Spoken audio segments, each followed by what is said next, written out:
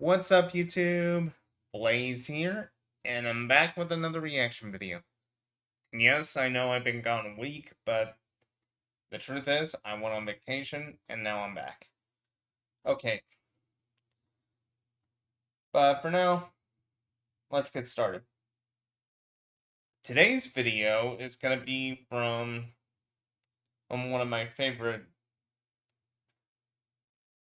YouTuber that talks about true crime, horror, or game lore, and almost everything else. Known as Wendy Goon. Of course, Wendy Goon himself was the subject of controversy on time and time again, but he still persevered, which is good. Anyways, this one's going to be a bit of a long video to start with, mainly because, well, a lot of the content Wendy Goon can do is sometimes an hour to 2 hours long. Other times it's like 30 minutes to maybe close to an hour. I'm not really certain. But anyways, hope you guys like this. If you guys are ready, I know I am. Let's go. The video we're covering, the strange unsolved disappearances that still haunt me. Before I do anything, I need to do a couple things. Okay, guys, I'm back. Ignore all that.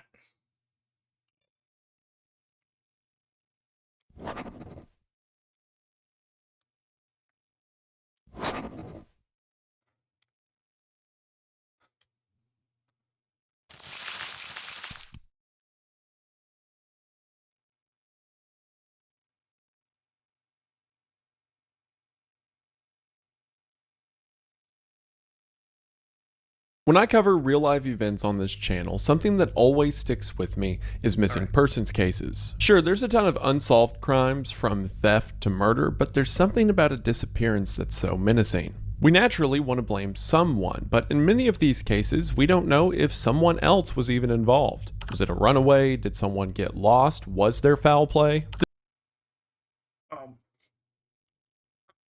When I cover real-life events on this channel, something that always sticks with me. Yeah. It's usually the unresolved cases that are probably the ones that hit harder, especially with missing people. Mainly because, well, no one can find answers to what happened to them. Is missing persons cases. Sure, there's a ton of unsolved crimes, from theft to murder, but there's something about a disappearance that's so menacing. We naturally want to blame someone, but in many of these cases, we don't know if someone else was even involved. Was it a runaway? Did someone get lost? Was there foul play? Disappearances rob people of the closure of knowing the fate of their loved ones, let alone a culprit. And with the cases that I'm going to talk about today, ones where people just vanished into thin air, it's all the more gut-wrenching. Yeah. I read through a lot of unsolved disappearances, but the three I want to highlight today have stuck with me. All three have at least one detail about them that defies explanation, that any result you can come up with based on the evidence we have is bizarre and terrifying. And the cases we're going to be looking at today are those of Aisha Degree, Jason Landry, and Timothy Pitson. And something very important that I want to highlight is with all three of these cases, they feel this close to being solved. With each, there seems to be a single missing link that... Yeah, and that's also another major head scratcher. Just because you think you came close to solving something, there's always one key detail that's missing. And no one can ever figure it out. That's just what makes it worse. Will tie the entire case together. And in a couple of the cases, we know what that link is, we just can't find it yet. And the oldest of these cases only occurred in the year 2000, so it's very likely someone may be watching who knows something. So in all three cases, the relevant information and phone numbers for the police department researching these cases will... Okay, I apologize. I don't know what happened with the live stream. It just went dead for a brief second, but I'm still recording, so we're all good there. It's kind of weird. I haven't had that in a while. Will be linked in the description. Please, if you know anything, say something. All of the Okay, back to another tape that I was saying.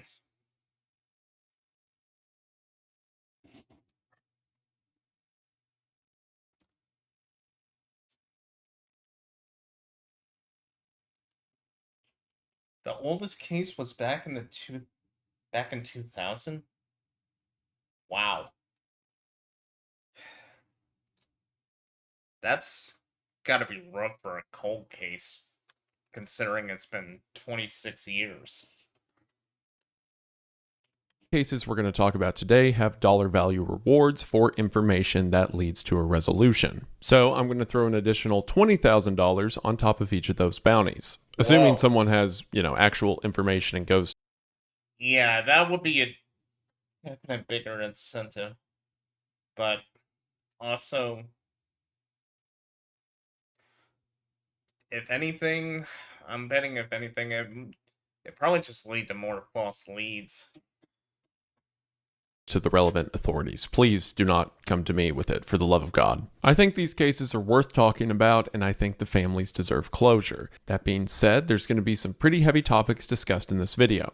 Topics related to child endangerment and self-harm, and of course theorizing some potentially grisly events that could have befallen these people. So, viewer discretion advised, even to those who just may not want to hear about real-life nightmares that have happened to real people. But for those of you who do choose to watch, I hope you stick around after the ad as we cover some of the strangest disappearances that I've ever read. But even if you're scared at night, you can rest easy thanks to today's sponsor, Helix Sleep. A lot of us settle for the bare minimum when it comes to sleep, but for something that takes up a third of our lives, we should really be better to ourselves. But a lot of us don't know where we need to start, but that's where Helix has you covered. Helix has the Helix Sleep Quiz, a survey that asks questions about how you prefer to sleep and pairs you with the mattress that's right for you. For me, someone who prefers to side sleep and wants a bed between soft and firm, they matched me with the Helix Midnight Luxe. Now, I don't have to toss and turn at night.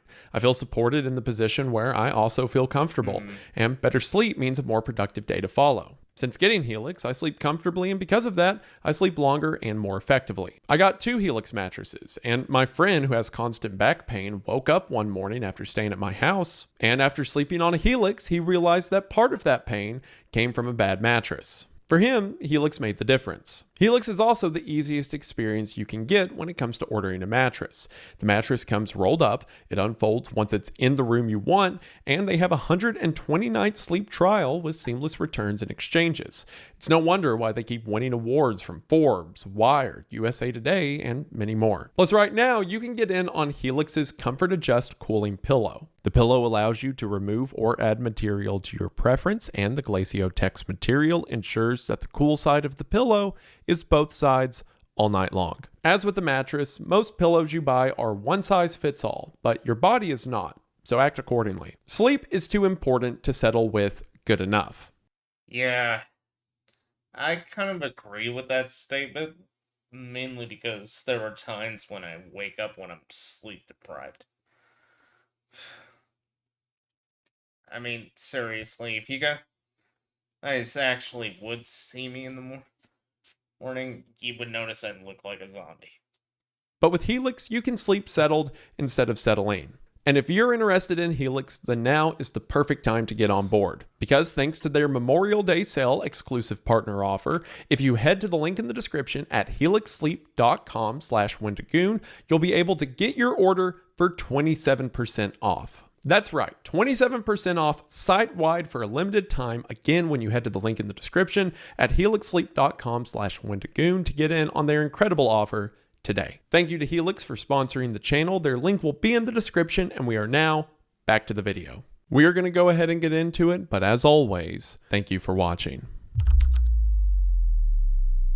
You should agree. The first case we're going to talk about today is the case of 9-year-old Aisha Degree. Aisha was born to her parents, Harold and Aquila Degree, in Shelby, North Carolina on August 5th, 1990. And by all accounts, Aisha and her brother O'Brien, who was 1 year older than her, lived an ideal childhood. They both excelled in school. Aisha had a lot of friends. She was in sports. And before the disappearance and in the investigation that would follow, there seemed to be no trouble coming out of the home, which made what came next all the more bizarre. In the weekend leading up to her disappearance, on Friday, February the 11th, school was canceled, so Aisha stayed at her aunt's. That evening, she went to basketball practice, and the next day, Saturday, she had a basketball game. During the game, Aisha fouled.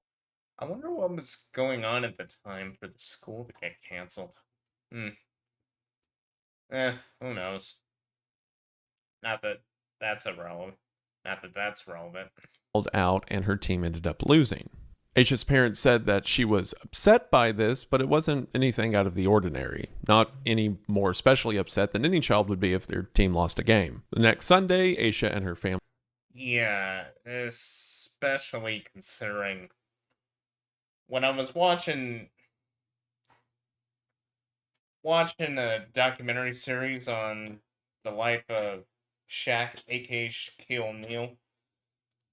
His daughter was really upset about a basketball game her and her team were playing and things weren't going so well.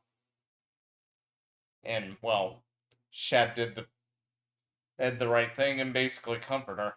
Although I kind of wondered if there was a lot more pressure on her, considering her dad is practically an NBA legend. Oh. Single car wreck knocks out power across the county? Family goes to church, and then that night, the power goes out in the neighborhood. The power comes back on around midnight 30 in the early hours of Monday, February. I'm basically reacting to something that I read a newspaper article. Well, that's featured in a video. The 14th, Valentine's Day. Because of the power outage the night before, the kids weren't able to take a bath for school. So their mother comes to wake them up earlier than they normally get up at around 6 a.m. so that they can get bath and then get ready for the bus. However, when Aisha's mother comes to the room that her and her brother O'Brien share, Aisha's gone.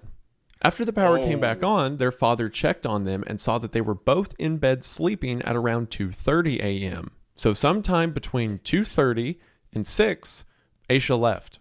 The family searched their house, then their vehicles, and then went across the street to Aisha's aunt's house to find she wasn't there either. At this point, the family began walking up and down the street, calling out her name, waking up most of the neighbors. And on that Valentine's Day in 2000, before the school buses even made their rounds, most of the neighborhood was up looking for Aisha around the community. Police were called, and in the investigation that would follow, some weird things were discovered. Aisha's brother O'Brien had trouble sleeping that night, and he said shortly after their father checked on them at around 2:30, he heard Aisha's bed squeaking. At the time, O'Brien just assumed this was his sister tossing and turning, but with hindsight, it seems she was trying to quietly get out of bed. In combination with this, as the Degree family searched their house, they found some things missing.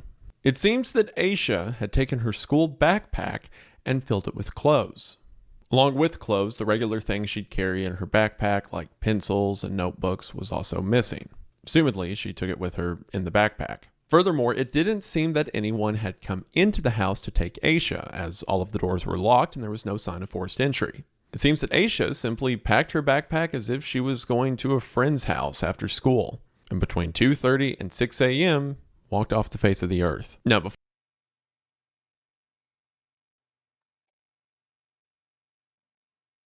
the only time I can ever think when something like this occurs is if there's something bad going on in the home. But okay, I can understand why it's puzzling, especially if this little girl had a good life. I mean, it's kind of weird how nothing stands out when it almost feels a little weird that nothing in particular stands out about them. Before we get into the details of the investigation that would follow, there's some things I want to point out. For one, normally with cases like this, the first place people tend to look is the parents. Tragically, Yeah. many times, if a kid goes missing with no explanation, the parents probably had something to do with it.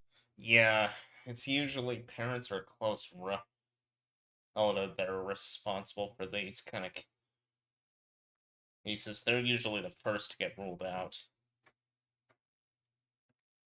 And if it's not someone close to the family, if it's not immediate family or someone close to the family, it's usually strangers. I mean, they're the adults that have the closest access to the children. But normally, that kind of suspicion comes from parental behavior after the initial disappearance. If parents are resistant to inquiry or interviews, or they delay informing the authorities that the child has been missing, Casey Anthony. But the parents' Yeah, we don't talk about her. behavior after Aisha disappeared, as well as the testimony from everyone who knew them, completely rejects this. They allowed police full access to their home, vehicle, records. They were, as mentioned, leading the charge as soon as she went missing to try to locate her. And all of their behavior is indicative of what they were, scared parents. So basically, they cooperated fully, which is good. So, if not the parents, the second place people look is other adults. Was there a babysitter or a relative or someone at school or someone that they talked to online that maybe convinced them to walk out of the house? Well, in combination with the fact that all the adults the Degrees knew helped try to find Aisha, according to investigators, there didn't seem to be a way for an adult to get to Aisha, at least not to the point where they could convince her to just walk out into the night. All of the adults she interacted with were Somewhere around 2:30 and 6 in the morning? Yeah, no. There had to be something else going on there.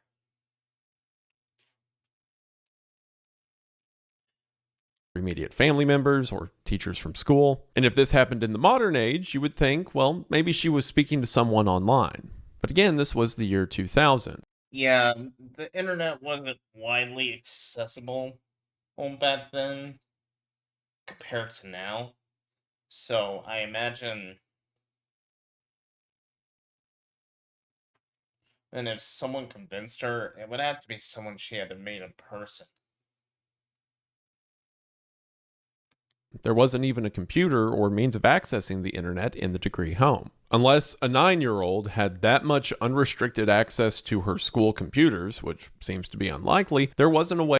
Yeah, because I imagine a lot of schools monitor what that the students do online. Especially with some of the law.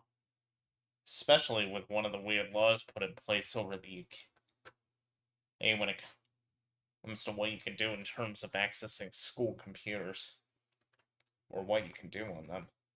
An adult could have talked her into this. Another detail to highlight about Aisha is that her and her brother were fairly independent for their age. Oftentimes, they'd arrive home from the school bus while both of their parents were still at work. So both of the siblings had keys to their house and would let themselves in and wait their parents to return home. This, for one, provides a plausible explanation to how Aisha could have left the house but all the doors were still locked, implying she locked the door behind her. And it also implies that if Aisha had the idea to simply walk away from her home in the early morning hours, then perhaps she had a sense of confidence in that higher than your average 9-year-olds. Nah, I can imagine a 12 or 13-year-old doing that, but 9-year-old? A 9-year-old? Nah, I don't see it. The first couple days of the investigation, some details would arise that just brought more questions than answers. As soon as this investigation began, Aisha's face was plastered all over morning news networks. Shelby, North Carolina, and the surrounding counties put her face everywhere, urging people to call with information. And as it turns out, 2 motorists reported seeing Aisha in the early morning hours. Between 3:45 and 4:15 a.m., a truck driver was driving on Highway 18 when he spotted a young black girl walking south along the side of the highway. As soon as his lights illuminated her, he said that the girl took off the side of the road and began to run up towards the tree line. The truck driver was obviously concerned by this and turned the truck around, but when he passed by the area again, she was gone. Once he stops, he talks to his wife, explaining this bizarre thing he's seen, and his wife luckily had heard the news reports about Aisha and urged him to call the police. Based on the description Okay. that the truck driver gave regarding what she was wearing and her backpack, the police deemed it a valid report. The truck driver had said he didn't immediately go to the police because, it being that late at night, he couldn't tell how old the person was. Being that there are many communities. Makes sense considering it's like, what, 3:30 in the morning? Yeah, I can definitely see that being a. I can definitely see that being an issue with trying to figure out a clear identity. Around, he figured maybe it was a teenager who just walked out after getting in a fight with her parents. And another motorist who called into the tip line reported seeing the same thing. This specific stretch of road, though, is, for one, on the side of a highway and over a mile away from the Degree house. That would mean sometime after 2:30 in the morning, Aisha grabbed a backpack, one that she probably already had packed in preparation for this, and just began walking south down the highway. Well, the investigation the next day revealed even more questions. A store off the side of Highway 18 called Turner's Upholstery had an old shed located next to the store. During the search, in which hundreds of people were covering the ground for several square miles, at the front of this shed they found several candy wrappers. Candy wrappers that, according to the Degrees, was the same candy that they had in their home. At the same time, the owner of Turner's Upholstery brought items to the police that they said they had also found in the shed that morning. These items included a pencil, a green marker, and yellow hair bows that, according to the Degree family, belonged to Aisha, as well as a wallet-sized photograph of a young girl that, to this day, to my knowledge, no one has identified. For all we know, this could have been here coincidental to Aisha being there. Now, some news outlets in the years that followed have said that this might have been a friend of Aisha's, but that might just be speculation. And after Yeah. a week of searching, with over 9,000 investigative hours and ground coverage of 3 square miles, this is all they found. The only thing we know is that Aisha walked out of her house in the dark early morning hours, walked on the side of Highway 18. When she was seen, ran up to the tree line, at some point made her way to a shed behind a store, ate candy and left some of her belongings, and then walked off the earth. No explanation as to why she left, no explanation as to where she might have been going, what her goal was, if anyone was with her. The police followed up on 300 leads, from tip lines to abandoned properties to potential sightings, and all of it led to nothing. And also, Shelby, North Carolina has some woods around it, sure, but it's also a pretty populated area. It's not like Aisha could have ran off into the woods and been on some super large national forest. If she was just walking, she would have had to pass through communities, roadways, stores. Because of the relative population density, it was likely that someone knew something. So people started amplifying the case everywhere. The Degrees went on the Oprah Winfrey Show and America's Most Wanted. In May of 2001, NASCAR driver Travis Kittleson put Aisha's face on the hood of his car. He said a lot of people were going to be looking at pictures of the race, so it would help if they saw a picture of her. And in March of 2000, a billboard of Aisha was erected on the side of Highway 18, near where she was last seen. And with updates, that billboard has remained there to this day. Well, in the years that followed, more evidence in the case would be found, but the outcome they suggested is tragic. In August of 2001, there was a construction project along the side. Yeah, because usually it's after the first 48 hours when someone goes missing, people start to assume the chances of finding people alive are slim to none. Side of Highway 18 in Morganton, North Carolina. This construction project was about 26 miles north of where Aisha was last seen. During the construction project, someone noticed that something was wrapped in 2 black trash bags.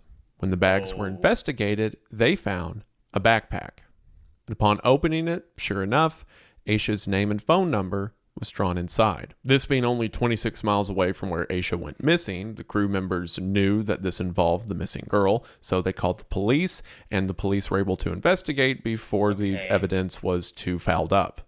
At this point, the FBI had assumed the investigation, so the backpack was taken to Quantico for forensic analysis. The details of what was in the backpack were kept hidden from the public for some time, but from what's been released now, we know that the expected things were in there, like Aisha's school supplies and her clothes, but there were a couple of other things in there that are interesting. There was a Dr. Seuss book that came from her school's library, but was not checked out to Aisha. Now, it's very possible a teacher simply handed her the book without formally checking it out, or maybe another student gave it to her. And there was also a t-shirt in the backpack that, according to the Degree family, was not hers.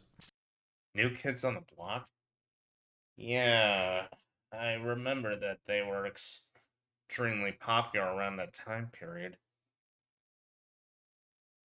Not a ton to work with yet, but it's certainly something. There were also forensic details that in more recent years came from this backpack that I'll talk about in a minute. But at the time, in the early 2000s, from here, the case went cold. There were still certainly efforts to find Aisha. Multiple waste management companies put her face on the side of trucks. Every year, the family would hold a walk from their home to the billboard where Aisha was last seen. But as far as investigative leads, most of it turned up nothing. There were a couple cases of inmates saying they heard from another inmate where that Aisha girl was buried, but when they would investigate the site, there'd be nothing. And tragically, for over a decade, the family just sat with no potential answers. The FBI had put up an award of about $25,000, and there would be inquiries and investigative reports made every now and then, but for the most part, no one had anything to work with. I can only imagine the kind of terror that the family went through at this time, not knowing if their girl was still out. Yeah, because I get the feeling the Decree family was basically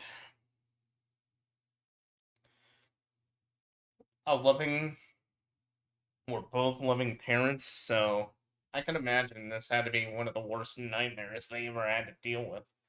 But then again, when a child goes missing, and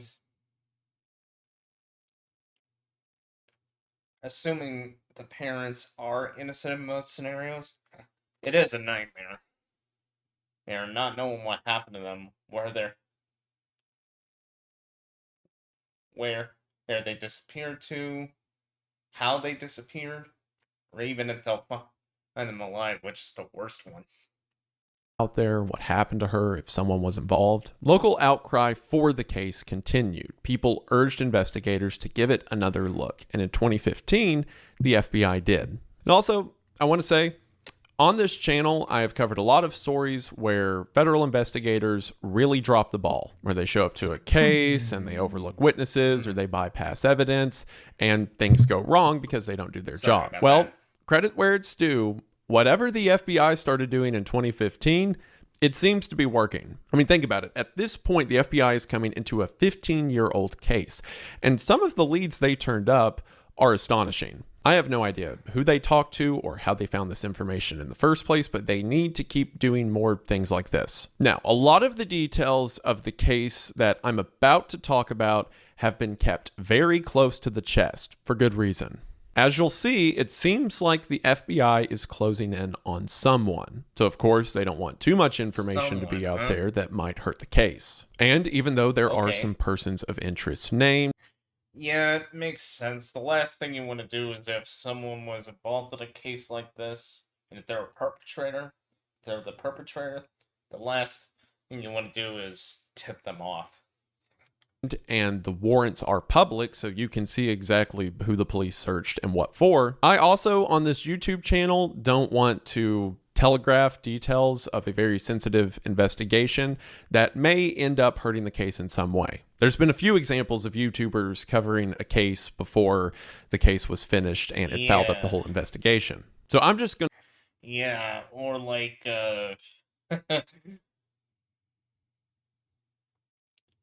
or like some of the stuff that like Ali did that led to a beyond botched investigation and ruining an innocent person's life.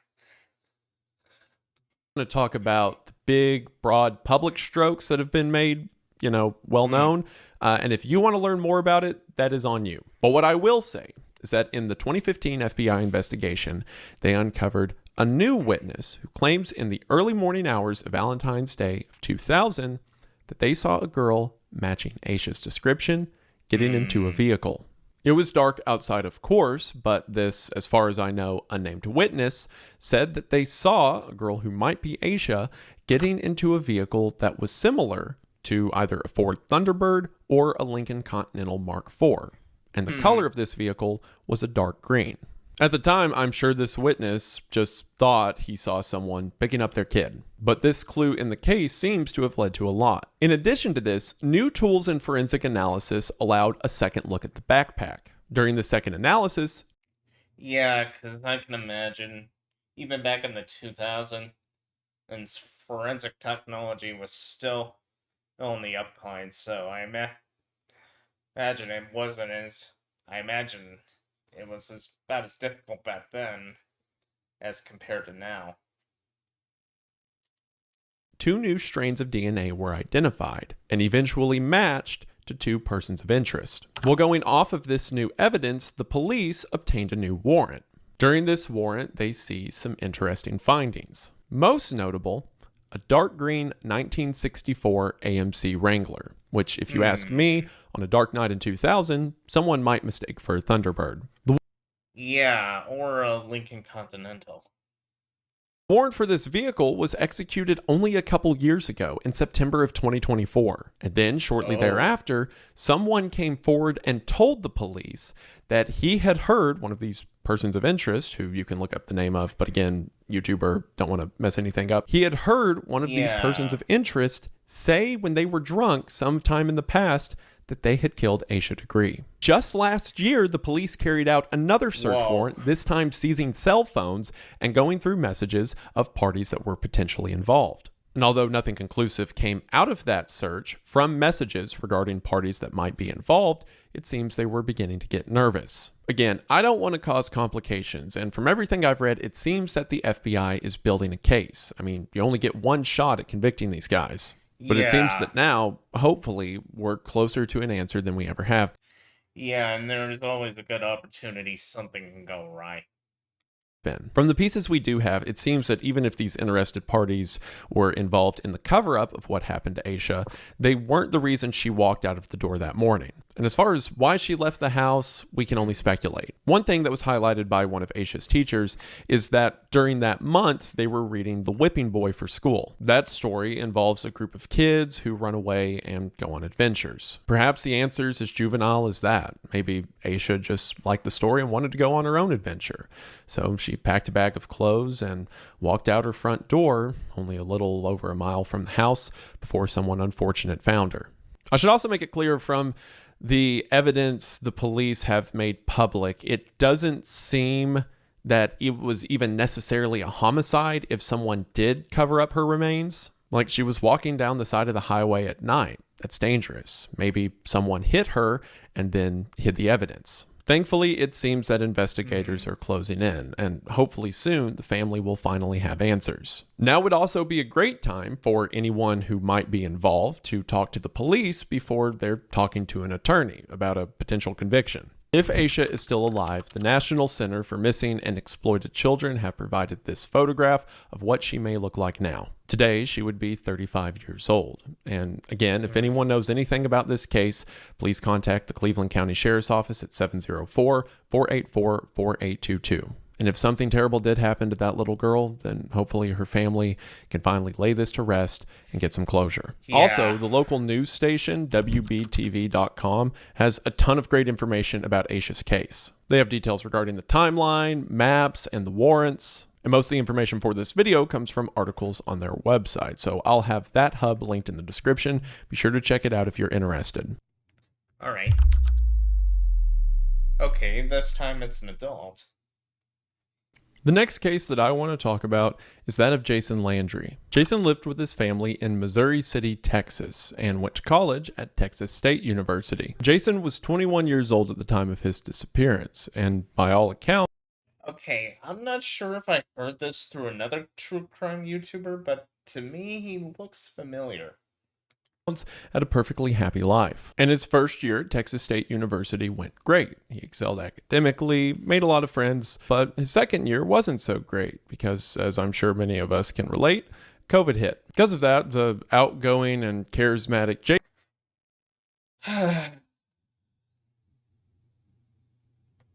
Yeah.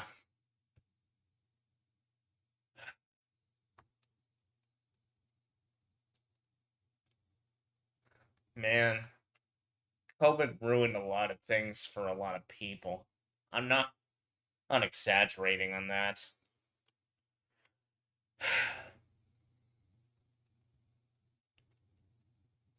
Well,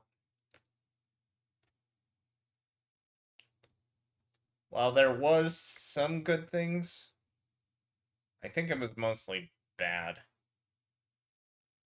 Yeah, definitely bad. Jason was stuck in a university dorm. As you could imagine, this took a toll on his mental health, and Jason began smoking marijuana. Now, this fact is, in my opinion, often overstated by news sources that reported this case. Jason's friends and family made it very clear that he was not a stoner by any means. Like a lot of college students, he just smoked weed when he was bored. And his friends said that while he was high, he would talk about the universe and the cosmos, and he was really into learning about things like DMT, although it seems he never did it. But when he was sober, he was same old Jason, happy and outgoing, and it... Well, yeah, and plus people over-exaggerate the effect of that. To an extent. It's not like you're you're tripping out on the hardcore stuff. Not that I mention what the hardcore stuff is. didn't seem that the marijuana had a drastic effect on his life when he wasn't high. However, that context is important because of how it framed a lot of the investigation around the case initially. Jason was still active in his church and school and didn't seem to have strained relations with anyone. Well, in December of 2020, Jason had just finished his first semester of his junior year at Texas State. He had finished all of his finals, he had got done with his last shift at the local Jimmy John's, and was ready to drive home. Okay. He packed all the stuff he planned to take home over break. His PlayStation, his laptop, clothes, toiletries. He had also rolled some joints and stuffed them into a medicine bottle that he hid in his backpack. Prior to leaving, he had FaceTimed a friend while he was rolling these joints, and his friend said that he looked high, so his friend began to screen record it to show him later. The silent screen recording of Jason is the last footage we have of him. On December 13th of 2020, Jason prepared to drive home. He was wearing a t-shirt, shorts, SpongeBob socks, and sandals, and had even packed up his pet fish Sparky to bring home with him over the break. The drive from Texas State to his house was about 2 hours and 40 minutes. He tells his family that he's on his way, and around 10:55 p.m. departs Texas State University, expecting to arrive home in the early morning hours of December 14th. What happened over the next 30 minutes can be charted on Jason's phone activity. At 10:55, when he left Texas State, he opened Waze and charted the route home. He began the 165-mile trip in his 2003 Nissan Altima. Along the way, for the first half hour, he spoke to some friends on FaceTime and Snapchat. However, about half an hour into the drive, at 11:24 p.m., for some reason, Jason turned off Waze. Around the time he was in Luling, Texas, he should have taken Magnolia Avenue onto Interstate 10, and then that would have taken him most of the way back to Missouri City. Instead, while in Luling, he missed Magnolia Avenue and continued straight. This route he was instead Okay, that's kind of weird. Why would you miss a turn like that? taking switched from a paved road to a gravel road called Salt Flat Road. Now, even if Jason thought that he knew the way home from here and simply got lost, there was no way he could have confused Salt Flat Road for Magnolia Avenue and, the interstate. See, that area he was driving to in Luling, Texas was the home to ranches and massive oil pumps. This gravel road was effectively a utility road. The only people who'd be driving up and down it are workers for the pumps or landowners. There's no way someone could be driving on it and think they were on their way to the interstate. But regardless, after turning his GPS off at 11:24, he continued for 5 miles down this gravel road. The last communication we have from Jason is at 11:28, only 4 minutes after turning off his navigation. He sent a Snapchat to his ex-girlfriend and was never seen again. Now, initially, you may hear that detail and believe that to be some harbinger of what's to come. He's snapping his ex-girlfriend, maybe he's in a bad headspace, thinking of lost opportunity. But apparently him and his ex-girlfriend had been communicating for some time, and the Snapchat itself was totally innocuous. It wasn't indicative of what was to follow. After he snaps his ex, the question as to what happened in the next 63 minutes would cost tens of thousands of man hours and hundreds of thousands of dollars, and would leave everyone still asking that question to this day. So at 11:24, he had started his way down Salt Flat Road. 67 minutes later, at 12:31 a.m., a volunteer firefighter who just so happened to be driving down Salt Flat Road saw the Nissan Altima off the side of the road. Now, according to locals, it was not uncommon to see cars parked off the side of this road from time to time. Construction equipment was constantly moving there. There was a lot of downed barbed wire. It was very common for a landowner to get a flat and simply walk home or call a friend to pick them up. So initially, the firefighter didn't think anything of it until he got out of his vehicle and inspected the Altima. Jason's vehicle was turned around in the opposite direction of his travel. The car turned around had its driver's side wedged up against a tree. The airbag had not deployed, but the rear window of the vehicle was shattered. The engine was off, but the keys to the vehicle were still in the ignition and the headlights were on. What the firefighter had assumed happened was someone was driving down the gravel road faster than they should have been, and their car skirted whenever it caught a piece of solid turf, causing it to spin out and hit the tree. And since the vehicle was inoperable, whoever was driving it probably called a friend to come pick him up. So the firefighter called it into the police and went about his way, not thinking any more of it. The police arrived about 30 minutes later, around 1 a.m. When the police got there, in an initial search that you can see from dash cam and body cam videos, the things they found seemed much more concerning. Jason was nowhere to be found, but it's not like the wreck was intense enough to throw him out of the car. Well, while searching the area, the police find, 900 feet away, Jason's backpack. Again, it's not like the wreck was intense enough to fling his backpack that far from the vehicle. And if Jason had broke down and wasn't able to call for help, it would make sense that he would start walking back in the direction he came. Yeah, that would definitely make sense. That's because what else can you do? But if that was the case, why drop the backpack, and why only after 900 feet? Lying next to the backpack was his pet fish Sparky that had died, placed neatly along the dropped backpack. However, what they would find just a few dozen feet away from the backpack was much more alarming. Neatly folded up on the ground were Jason's sandals, shorts, socks, underwear, and t-shirt, as well as his watch with the face pointing upwards. Now, it's not like Texas gets to sub-zero temperatures that often, but this was a cold December night with the lows in the high 30s. Jason wasn't equipped for the weather in the first place, but why on earth would he take off his clothes? And his clothes also... Yeah.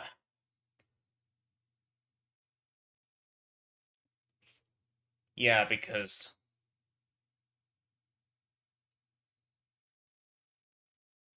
who knows what that could actually lead to if you do that, especially in that one. Also weren't found in a state of distress, as if he ripped them off. He took the time to wad them up and laid them on top of each other. The police remarked that these looked like the belongings of a college kid, but what would a college kid be doing on this road in the first place, and especially without any clothes? Well, in the early morning hours, the police contact the Landrys to let them know that their son Jason seems to have been in an accident, and now they're looking for him. Obviously, Jason's parents were concerned, but they didn't think he'd be gone for that long. I mean, he crashed his car on a gravel road, and now he's walking back to town. So Jason's father packed him clothes and a blanket and began to drive towards Luling. When Jason's dad gets to the crash site around 5:30 a.m., no one's there. The police had impounded the vehicle and then simply gone to bed. There was no search. There wasn't even any police tape. It was just an empty road with his son's stuff lying in it. Wow. Jason's dad is obviously freaked out by this and begins to call out for his son to no response. As a matter of fact, the first person to really document the scene was Jason's father, who pulled out his phone and began recording footage of the tire marks of where the clothes were after the police had searched through them. Best record of the scene we have that night is the one that the father took on his iPhone because the police didn't think anything of it. It seems that when they were going through Jason's stuff and found the joints, which they referred to as narcotics to the family, they simply wrote this off as some stoner running around the countryside, as if that's just a thing that happens. It's very likely that if this was taken seriously Wow. in the crucial hours right after Jason disappeared, Yeah, that is pretty much total incompetence by the police. If I ever heard. he might have been found. But because it wasn't, here we are over 5 years later. After leaving the crash site, Jason's father went to the impound lot and searched the car. In it, wedged between the middle console and the seat, was Jason's phone. All of this creates a very weird series of events. So think about it this way. Jason drives down this gravel road for some reason. Maybe he's going too fast, car gets out of control on the gravel, Maybe he was on a bad trip. crashes into a tree. Now, some have attributed his potentially strange behavior after the crash to maybe he was just high. But unless there is a report somewhere that I am missing, there's no indication that he was high or smoking while he was driving the vehicle. All of his friends who spoke to him in the car said he was perfectly normal, and there's never been any indication that the car smelled like marijuana, which if you were smoking weed in a car would be kind of hard to hide. So assuming he was in Yeah, mainly because of how potent it is. his right mind, the first thing you would do after a crash is call somebody. I assume, considering the fireman that found him, that there was service at this location or at least nearby, but I haven't seen anything conclusive if Jason's provider itself had service at this location. Yeah, because I can imagine a place like that not having cell service out there, so it would be pretty tricky to call. Unless, of course, it's like your phone is equipped with SOS satellite like most modern phones are now. Then again,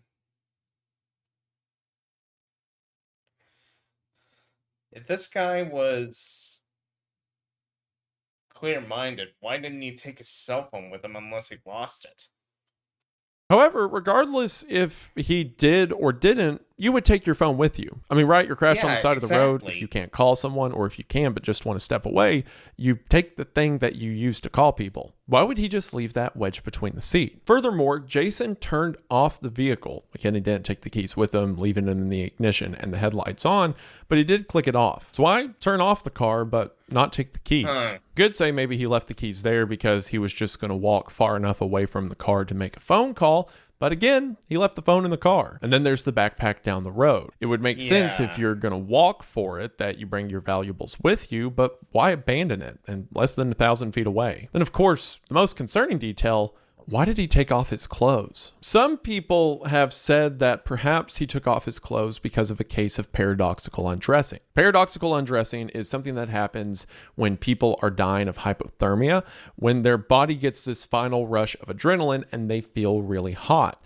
making them take off all their clothes right before they die. But for a few reasons, no. Paradoxical undressing is, for one, very rare and normally only happens to people who have been exposed to the cold for days on end. It happens right as their body is about to. Yeah, from the way things are, it's almost he was practically exposed to it instantly. Not like stuck in a bad situation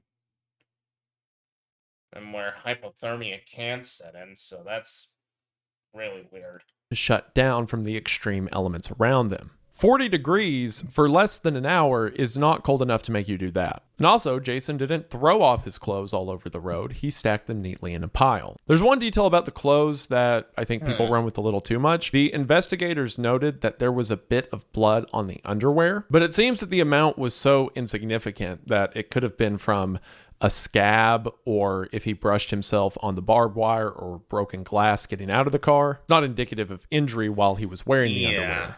And it's not like he pulled clothes out of his backpack to put something warmer on. As far as everyone can tell, no articles of clothes were missing from the backpack or his dorm. He didn't pack a bunch of clothes anyway. He was on his way home where most of his clothes probably were. And also, I think the most important detail in this entire case is all of this had to happen in an hour. So he turns off the navigation at 11:24, and let's say it takes him 10 minutes to get 5 miles down the road and then crash. So you've got about 15 minutes that he would have decided to abandon the car and walk for it, but without his phone, and then abandon his backpack and then take all his clothes off. If I'm wearing a t-shirt and it's cold outside and I wreck the car, I'm going to sit in the car. If I start to open the door and it feels chilly, I'm just going to camp it out. Worst case scenario, I wait for the sun to come up. All of these little clues lead many to believe that someone compelled him to do this. Someone made him get out of the car, someone made him drop his backpack, and maybe Robbery gone wrong? Maybe.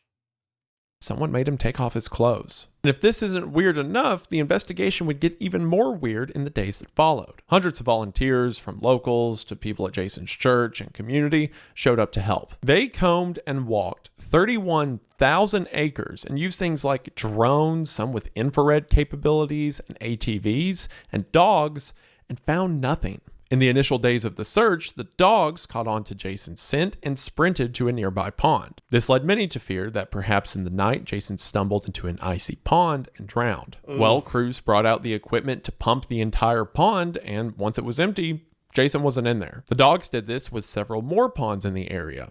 This has led many to speculate that perhaps part of the pumping process in the area causes some scientific effect that throws off the dog's scent. Maybe a methane or similar substance seeps into the water, into the dogs, they pick it up as human remains. And despite the search area being a large patch of land, it wasn't like uncharted wilderness. The area was covered in ranches and oil pumps, most of which were checked daily by oil crews. So if Jason had just stripped off his clothes and started walking through the night, he would have wound up somewhere where the next day people would have passed by. There's not a lot of places to hide, and every place there could have been to hide, like old abandoned buildings on properties, were thoroughly searched. And after weeks of searching, the local police concluded that he probably died of hypothermia somewhere, again, across all this land, that he shouldn't have died of hypothermia, and animals probably ate him, which is an insane theory. For one, the day after Jason went missing, people were aware that Jason might be dead. So they were on the lookout for things like vultures in the sky or large packs of coyotes or hogs. Yeah, especially around Texas. I imagine, if anything, either one of those has to be densely populated there. And all across the area, there was nothing. Even if there was some crazy scenario, like Jason just took off all of his clothes for some reason and started walking through the middle of the night without his phone for some reason and came across like 40 feral hogs, there would be signs of that. Anyone who's come across animal remains that have been eaten by other animals can tell you that there's bone fragments, there's blood. There are signs around that happened, but the search crews didn't find anything. But as mentioned, nevertheless, this seemed good enough for the police. Well, to some, like criminologist Kim Rossmo, this wasn't good enough. Kim Rossmo, most famous for developing the idea of geographic profiling, which he used to uncover the case of Robert Pickton, one of Canada's most infamous serial killers, began investigating Jason's disappearance and came up with his own theory. He went out to the place Jason's car crashed one night and began to search the area. As he did, people approached him and told him that he was on private property. Not long after, a truck pulled up and a local landowner pointed a shotgun at him. Seems that a lot of the local landowners, especially with all the money involved in the oil wells, were keeping track of their land at night and anyone who might be on it. Peter Hawley, in July of last year, wrote an article about Jason Landry in Texas Monthly, and it's where a lot of the nuance from this story that I'm putting into this video comes from. Peter Hawley would later interview this same landowner who pointed a shotgun at Rossmo. The landowner said that he thought Rossmo was acting belligerent and he was someone here to cause trouble. And of course, when the landowner was asked if he knew what happened to Jason, the landowner denied it, but he did say that if there was a guy walking around naked in these parts at night, he might end up shot. This landowner himself had shot his own son in a dispute some years earlier, a dispute that was ruled as justified. So this leads to a more troubling theory. Maybe Jason crashed his car along the side of the road, and in that missing hour of time, someone found him, forced him out of the car, forced him to strip, and then made him disappear. Or alternatively, took Jason and then placed all of his belongings near the crash as to not implicate themselves if they were caught with this evidence. Over the past couple years, several former FBI agents and private investigators have looked into the case and come up with their own theories as well. One retired FBI agent, Abel Pina, even set up an anonymous tip line in the area for anyone who might have information regarding Jason. Now, anonymous tips can only be trusted so far, but according to Pina, Lulling has had various crime problems related to drugs and violence. And someone reported that Jason got in the midst of one of these disputes. Either he was robbed or he pulled off at a bad gas station. And in the ensuing incident, Jason was killed, and then someone else took his vehicle out here, staged the wreck, and then left all of his belongings for investigators to find. Now, there's some problems with this theory. For one, if it was a robbery, for example, why not take all of the valuables that Jason had with him, like the laptop? Yeah, and also especially what was in the pill capsule. And PlayStation. And also, that is an incredibly short window of time because there's no data from Jason's phone that indicates he stopped anywhere for a length of time or he went way off track, besides the going off track down the gravel road anyway. And also, in an hour, Jason got into a bad situation, was killed or kidnapped, and then this plan put together to go wreck the car, someone else pick up the driver who staged a vehicle wreck that they were also in the car for, leave the stuff out on the road, and get away before anyone notices. But regardless, this has prompted many to theorize that maybe Jason was never in that car driving down that road in the first place. I mean, police have combed through phone records and haven't found any evidence that Jason had a contact in Lulling or anything. But even if you want to say somehow, in a way there hasn't been any evidence of, Jason had staged a deal to buy weed or sell weed or something to a group of people in Lulling, once again, that is a very short time frame for things to go. Nah, especially the way it is with the way he had it set up. It's almost like he had it for personal use, not for intended to sell or anything. That wrong and be covered up. Also, in investigations that would follow, I think it's much more likely that Jason wrecked on this road on his own, and then everything that happened after the wreck was influenced by someone else. Another detail that makes this even more weird now that I think about it is the investigators said Jason was going 35 to 40 miles an hour down the gravel road based on data from his phone. Phone has a GPS. They can determine the last places it was going and how fast it was moving based off it pinging towers. But that would mean that Jason had service, at least enough service for them to determine how fast he was going based off his phone, which makes it even more odd that he didn't call anyone from the car. Perhaps once he started on this gravel road, he was being chased by someone else. This would explain the high speed, this would explain the crash, and him being...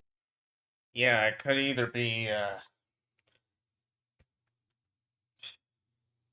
I don't know if it would have been a disgruntled ranch owner or someone who owns one of the oil wells out there, or maybe something worse. Being compelled to get out of the vehicle and leave his stuff behind. As far as evidence goes, that's really all we have. But it seems apparent to me that somebody knows something. Unless Jason took off all of his clothes and ran into half the hogs in Texas that didn't spill a drop of blood anywhere, something took Jason or his life that night, and that something remains to be known. This disappearance itself also has a huge community around it. With any popular missing persons case, there are a ton of forums online and discussions about what might have happened, who might have done it. But in Jason's case, there are Facebook groups with tens of thousands of members where people still routinely go out to areas and search designated grids.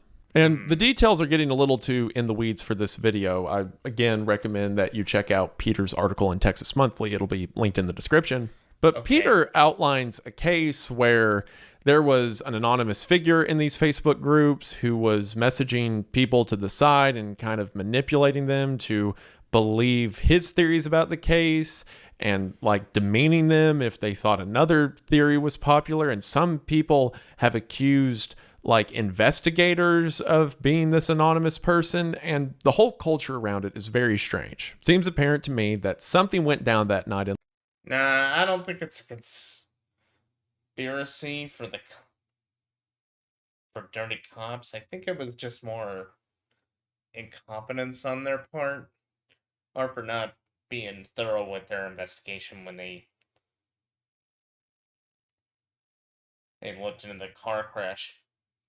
Lulling, Texas, that more people know about than they're letting on, and that might be part of the reason the police were so eager to jump to the animal explanation as to what happened to Jason. As to why Jason began driving down that gravel road that night, who knows? Perhaps he was being chased by someone. Perhaps he just wanted to see the countryside. As innocuous as it might be, there was a meteor shower over Lulling that night. Maybe he saw it out of his car window and just wanted to drive out to see the stars fall. Regardless of what happened, it's certainly something tragic.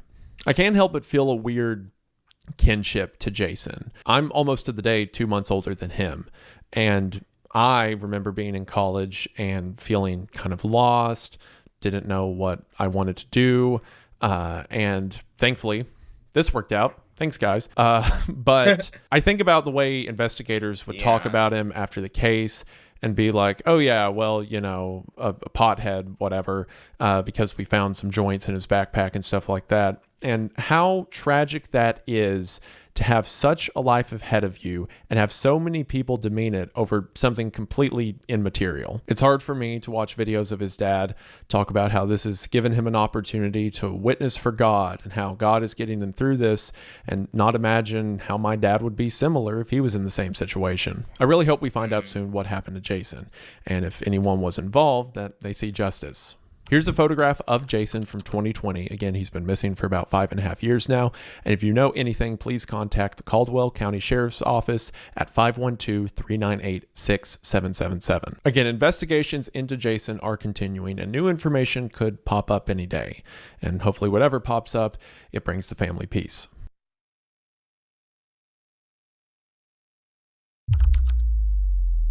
Oh, another kid.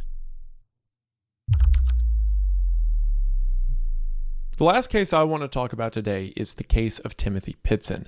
And what's unique about this case and so frustrating is that we know exactly who is responsible for the disappearance. Whoa. We know who made him disappear. Seriously? We know why they made him disappear, and we know the area it happened in, but there just isn't enough to put the pieces together. But as with the other two cases we talked about today, it seems that last piece is out there somewhere, and we feel this close to finding it. First, let's talk about the clues we have from that 2011 case and see what transpired 15 years ago. Timothy Pitson was born on October 18th of 2004 to Jim and Amy Pitson. Also want to highlight a lot of the more intimate details of this case come from an article by Brian Smith that he wrote for the Chicago Magazine in 2021. As always, linked in the description, check it out to learn more. Jim and Amy met in the early 2000s, and from the outside looking in, they got along great and began a happy life together. However, according to Jim, there were problems behind the curtain from the start. For one, when the two met, Jim had never been married, in contrast to Amy, who had 3 ex-husbands. It was likely due to Amy's constant struggles with her mental health.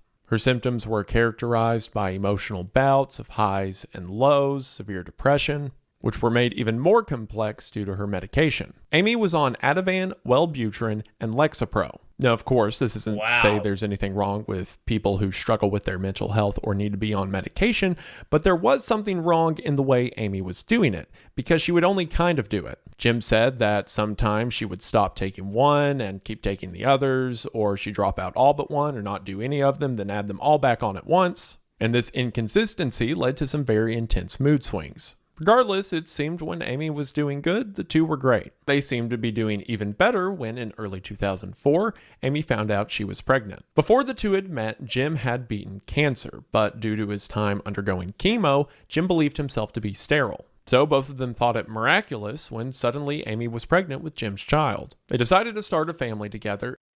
Yeah. That's kind of surprising, really. And when Amy was 4 months pregnant, the two were married in 2004, with their son Timothy being born in October of that year. Amy named her son after her brother who died at birth. She gave her son an extra M in the name Timothy to denote the two, which is why anytime you see information around Timothy, you'll always see it spelled strangely with 2 M's. And for the first few years that Timothy was around, by all accounts, things were great. Amy was a fantastic mother, and it seemed that Timothy helped a lot of her mental issues. They both loved their son, and they both had a job at Amy's father's company. Life was going great. That was until 2008 when Jim had discovered that Amy had been meeting up with one of her ex-husbands. Nothing definitely explicit had happened, but the two had meeting for lunch in public. And Jim found in Amy's phone that she had plans to meet up with him again. Even if they weren't having an outright affair, I think we can all agree that this is a massive breach in trust, and she just should not have done that. So Jim gave Amy an ultimatum. He said that if she wanted to continue this affair, that they would get a divorce and Jim would fight for custody of Timothy. Both of them knew that Jim would probably get full custody of Timothy given Amy's history. In addition to her mental health episodes, Amy had made 2 attempts on her life before. One prior to knowing Jim, the second after they began dating. During the second attempt, she parked on the side of the road, took sleeping pills, and fell off a 30-foot ravine. This kind of history would most likely not be favored by the courts. This caused Amy to break contact with her ex-husband, but her resolution may be indicative of what came later. That if her and Jim split, Jim would get Timothy, and Amy didn't want that to happen. Things went good for the next few years until 2011. Around this time, Amy's father had to shut down his business, so Amy was out of a job. During this, her family said that she began to spiral once more. She became more depressed, more withdrawn, and fighting in the home started up again, this time with the compounding concern of money. In April, the couple got into a large fight regarding a birthday trip that Amy wanted to go on. It's always one of the key factors is money. It's always money. She wanted to go with one of her friends, just the two of them, to the Bahamas for Amy's birthday. Jim was upset that Amy would want to go on a trip alone with a friend without, her husband and child. I imagine Amy brushing the door of infidelity earlier in the marriage didn't help ease his tension. The two fought in the weeks leading up to the trip in the first week of May, but when Amy got back from the trip, Jim said everything seemed fine. She seemed happy, loving, and as if their relationship was back on the right track. But all of that would change the following week. On May the 10th, Amy came home from her new job saying that she left work early because she's feeling sick. She had left her car at work and gotten a ride home, and Jim made plans to drop off Timothy at kindergarten and then Amy at her job the following morning. So Wednesday, May the 11th, Jim dropped Timothy off at kindergarten and then kissed his wife and dropped her off at work before driving to his job. It was the last time he would ever see the two of them again. Timothy's kindergarten only had a short 2.5-hour day that day, so at 10:30, Jim goes back to Timothy's kindergarten to pick him up. When Jim gets there, the school tells him that Timothy's already been picked up. When Jim asks by who, they say Amy, his mother. The school says Amy came in at 8:30, said there was a family emergency, and then took Timothy with her. Of course, there was no family emergency, and Jim assumed that Amy was having another episode and for whatever reason was taking Timothy with her this time. Apparently, it wasn't uncommon for Amy to get upset and then go off on her own for a couple of days, but this is the first time she ever brought their son. Jim is furious, and he begins to call her and leave her angry messages with no answer. Later that day, he's cooled off a bit and just assumes it's her being petty, and he continues to message. Why do I get the feeling it's something more than that? But again, gets no answer. However, that evening, he goes through her things and sees that she had not taken her medication. Not only had she not taken it with her on this trip with Timothy, but she also hadn't been taking it for some time. So he calls the police, but the police can't really do anything. From a legal standpoint, all that happened is a mother checked out her kid from school and was now on a trip with him. You can't exactly launch an investigation if a legal guardian has their child. So the police said after 24 hours, he should call again if they still don't hear from her. Thursday goes by, still with no answer. Friday, Amy finally begins to call people, but instead of Jim, she calls her mother and Jim's brother. She tells her mom that she's just out on a little getaway trip with Timothy and that she'll be home soon. She calls Jim's brother, and Jim's brother correctly says that you shouldn't be calling me. Why aren't you calling, your husband? And she says that Timothy is her child and she can do with Timothy whatever she wants. Jim's brother smartly demands to talk to Timothy, to which he does, and Timothy seems okay. Regardless, Amy tells him the same thing, that she'll be home soon. The next day, on Saturday, May the 14th, the police come to Jim's house and inform him that Amy's been found dead and Timothy is missing. What Jim had just assumed was her. Whoa. Wow. That's a serious plot twist. Her going on a tantrum or blowing off steam suddenly became his life upended. Amy had died by her own hand, but Timothy was nowhere to be found. Amy had written notes to her mother and friend, and not Jim. One of those notes reads in part, "Well, some people leave notes and some don't. I couldn't decide. So this is my version. Tim is somewhere safe with people who love him and who will take care of him. You will never find him. To whoever finds me, sorry about the mess." So what happened between that Wednesday and Saturday of May in 2011? While using phone data, road tolls, and security cameras, police were able to piece together the 500-mile journey that the two of them went on across Illinois and Wisconsin. Miles? And it seems the timeline of events goes as such. It began with Amy leaving her 2004 Ford Expedition at work. As you've probably figured out, her coming home saying she felt ill was just an excuse to stage her car at work the next day. As soon as she was dropped off at work, rather than going into work, she just waited for Jim to pull out of the parking lot, and then she got into her vehicle and drove to the kindergarten. She arrives at the kindergarten in Aurora, Illinois, and tells them that there's a family emergency and leaves with Timothy around 8:35 a.m. From there, she drives about 30 miles east to LaGrange, Illinois, and stops at an auto shop. It seems she knew she was about to go on a long journey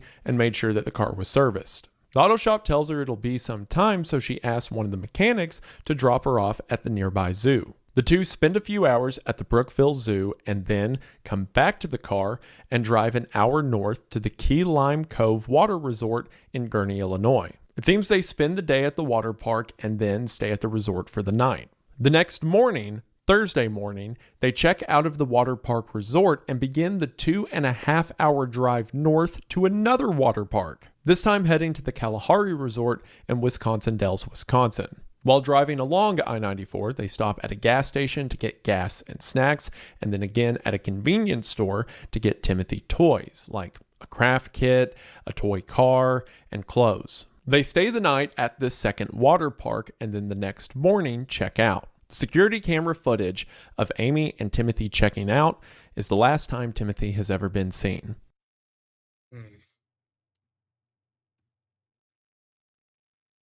From there, the two began to drive 170 miles south. In the early afternoon, she pulled over on the side of the road and for an hour and a half made the phone calls and messages to family mentioned earlier. It was during this time she spoke to her mother, she called Jim's brother and let Timothy speak to him for a moment. And then from her vehicle and phone data, we can see that she traveled to Sterling, Illinois. Aside from Amy, it seems that that conversation with Jim's brother was the last time anyone ever spoke to Timothy, as whatever happened to Timothy likely happened in Sterling. That's because right before reaching Sterling along the Rock River, she turned off her phone. So from here, the only information we have is what was gathered by security cameras. Whatever happens near Sterling happens, and then she's not seen again until 8 p.m. that night, when she is spotted at a Sullivan's Foods about an hour north in Winnebago, Illinois. Here she can be seen buying paper and stationery, something that we now know she would use to write her notes, and crucially, Timothy is no longer with her. Then at 11:15 p.m., she checks into the nearby Rockford Motel, and her body is found in the bathroom by housekeeping at 12:30 p.m. the next day, Saturday, shortly before Jim was informed by police. The question is, what did Amy do to Timothy during that missing gap in time on Friday? So, what you're probably thinking hearing all of this is that Amy probably killed him. She was fed up with her husband, and if she can't have him, then no one can have him. And everything she did during that last stretch of time feels suspicious of a planned homicide. Jim said that Timothy loved going to the zoo and water park, so she takes him to do those things and buy toys and get snacks, knowing that she was planning his demise. And that theory is... The problem is, though, there's the whole thing with the note, though. Certainly plausible, and probably the most likely outcome. However, it's her note that leaves room for doubt. She said that Timothy was with a group of people who love him and will take care of him, but that you'll never find him. Now, of course, this could have just been Amy throwing a red herring. Maybe she knew that Timothy was dead, so this was all just a facade, so people wouldn't go looking for the body, so that even in death, they wouldn't think of her as a killer. But the family cast a lot of doubt on this idea. They say that Amy hurting herself Amy wanting to be away from Jim and hurting Jim by removing Timothy from his life. That could all be expected. She got into blow-up fights with him, and as mentioned, she attempted twice in the past. Those were things that there was precedent for, but something there was never precedence for was hurting Timothy. Even through her mental anguish, she never took it out on her son. And as mentioned, it seemed the one bright spot in all the fog she had was Timothy. Now, that being said, mental illness is a tricky thing. You never know someone in this state, how far they might go, how delusional their mind may be. But there are just enough clues around this case that imply maybe she really did hand Timothy off to someone else. As far as Amy's family knew, she never knew anyone in Sterling, Illinois. But according to toll history that was found during the investigation, Amy had traveled to Sterling twice. And these two trips were only a few months before Timothy's disappearance. Okay. A couple years later, Amy's phone would be found just west of Sterling along Route 78. The phone was examined, but no implicating messages were found within. However, it was found that Amy had an email address using her maiden name that Jim didn't know about. Again, nothing implicative was found there, but if Amy had access to one form of communication that her family wasn't aware of, there might have been another. Perhaps she had some contact with a group or a person in or around Sterling that she handed Timothy off to. And you could say maybe she was going to Sterling to find a hiding spot for Timothy's body. But for one, Sterling's like 80 miles away from Aurora. There's more places you could hide a body between here and there. But another detail that leads credence to me into the idea that maybe she did hand Timothy off to someone is the clothing. Two instances of clothing, as a matter of fact. The first being that initial convenience store stop that they made on their way to the second water park. If you remember, she bought Timothy a bunch of toys and clothes. If she was planning to kill Timothy, the toys make sense. Let him have a lot of fun in his last couple days of life, as morbid as that is. But the clothing feels odd.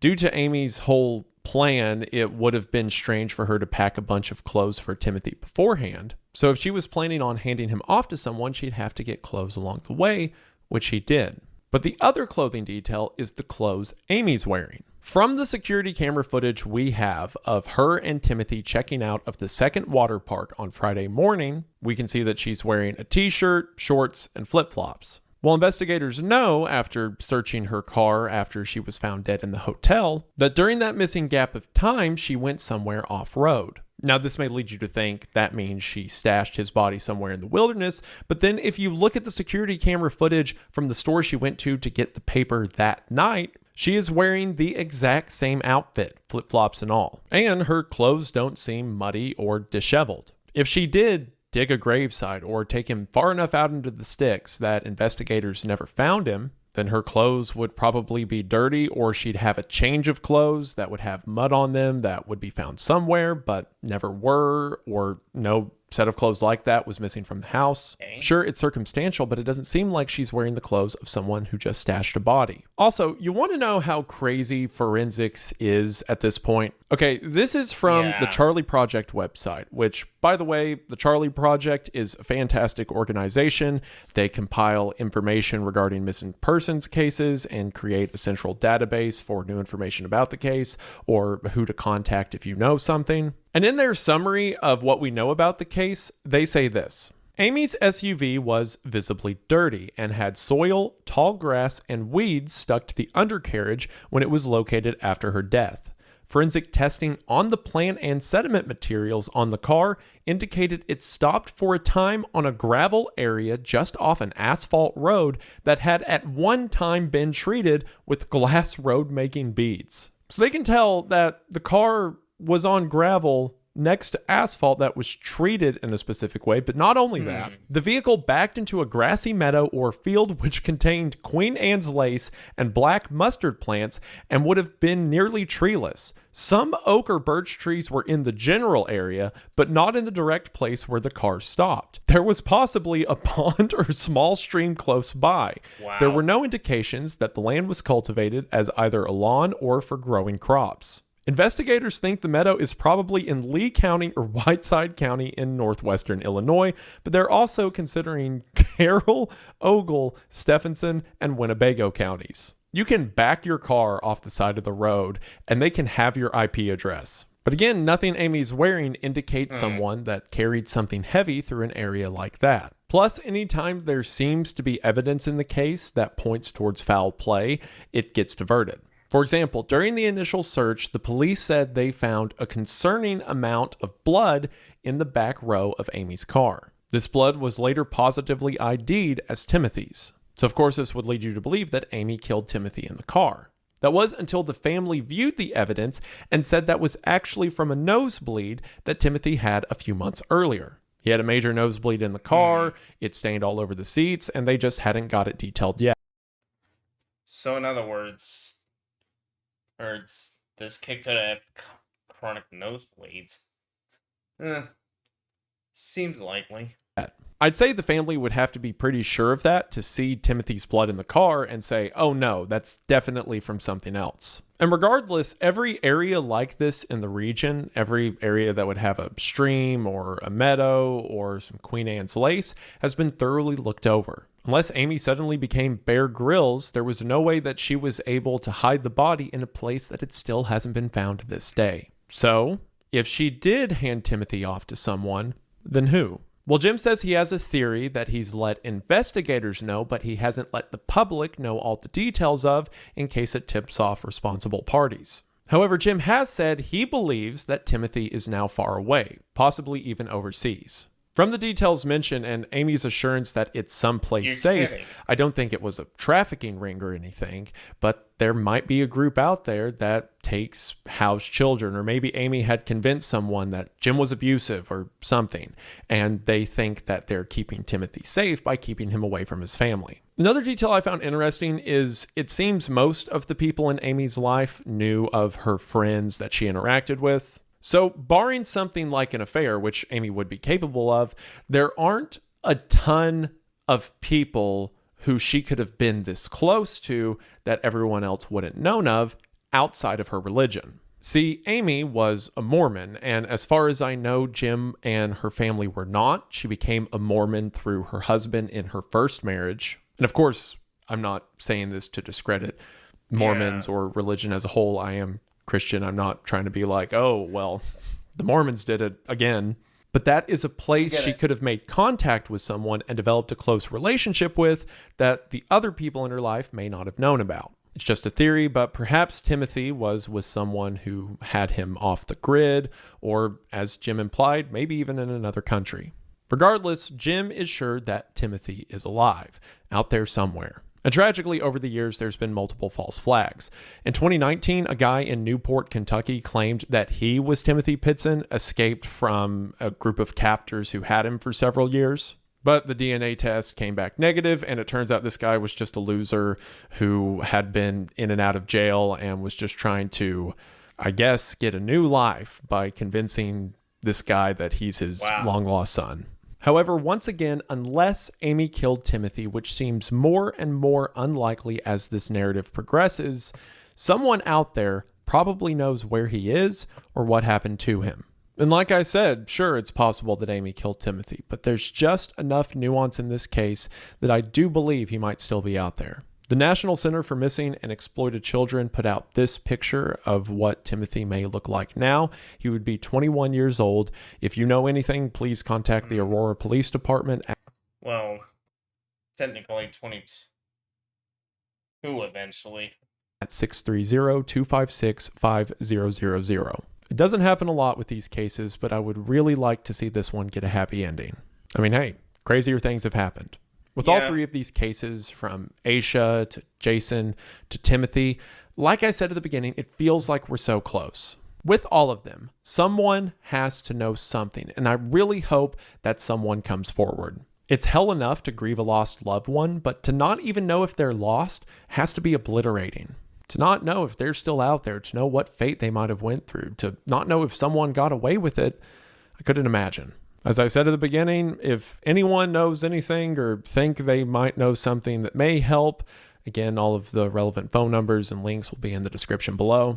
And as said, if anyone gets information that actually leads to a resolution, I'm adding a $20,000 bounty on top of all of the bounties that already exist. Sometimes, as tragic as it is, the thing that convinces someone to speak up about something bad that they know happened is cash. Regardless of these cases and what their resolution might be, I hope that the families find peace, and I hope that all of them can be laid to rest. But above all else, I'm happy that you decided to stick around and hear me ramble about a few tragic cases. I think that they deserve our attention and our memory, and I'm glad that you do too, and I just want to say thank you for watching. I remember I covered Aisha Degree back on the True Crime Unsolved or Unsolved True Crime, whatever, iceberg.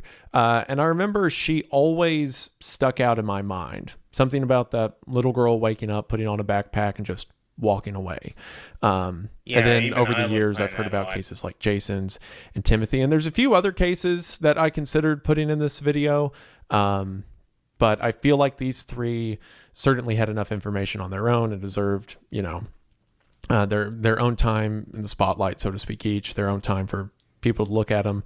And maybe if you all enjoyed this, and maybe if it was at least reverent enough, I may do more. I may cover a few more. I would really like to cover the Springfield 3 at some point. That's an interesting case. That's pretty recent considering how absurd the details of it are. And like I said, there's a bunch of others out there. So maybe I'll do another video like this if you're interested. Let me know in the comments below. And again, keep these people in your mind. Keep them in your prayers. And hopefully justice will be found soon. New content here once or twice a month or whenever I can upload a video. New videos Mondays at noon over on Winda Gang. And videos like once or twice a week over at Winda Glitch. Nate's crazy with it over there. Again, all links in the description below, and I believe that should do it for now. But before I go, I just want to say thank you for watching. I hope that you enjoyed, and I'll see you in the next one. Bye. All right. Well, that does it for this video. What do you guys think? Also, if anyone's interested, I'd recommend checking the descriptions below. Oh, the original video? Oh, because any information would help, but I don't know. I just hope there's some form of closure that can be done for something like this. Anyways, that's it for me. If you liked today's video, please leave a like, drop a comment down below. Also, please feel free to hit the subscribe button and hit the bell icon to get notified on when I post new videos. Also, if you want to catch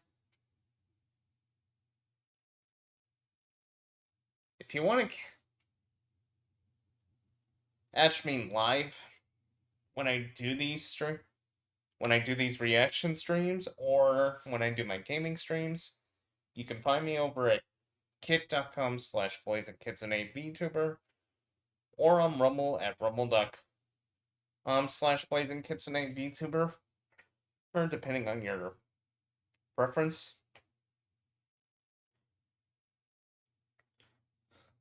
And until next time, see you guys later.